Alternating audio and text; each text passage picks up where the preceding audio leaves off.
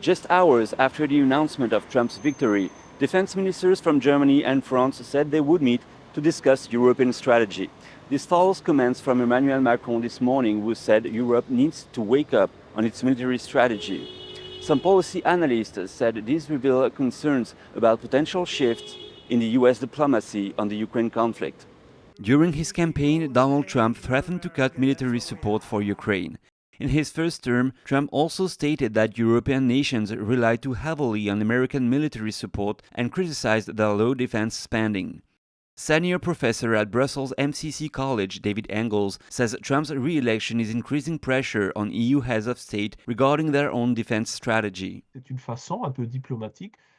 These reactions seem like a diplomatic way for EU leaders to distance themselves from Donald Trump after his win. They signal a desire for independence, but the reality is they will very likely follow US leadership, as some EU countries' security depends on the US. He also notes that despite their statements, EU leaders may have little choice but to align with US policy if it changes.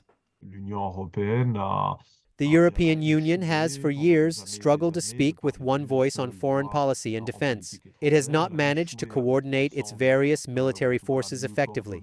A real shift for the EU would not only be increasing defense spending, which I see as urgently needed, but also pursuing a foreign policy independent of the United States. I don't have much faith that this will happen anytime soon.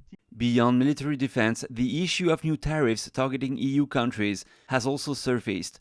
European Commission President Ursula von der Leyen expressed hope that the Trump administration will reconsider such measures. The US goods and services trade deficit with the EU was $131 billion in 2022. Trump said last month the European Union would have to pay a big price for not buying enough American exports if he won the election. David Vives, NTD News, Paris.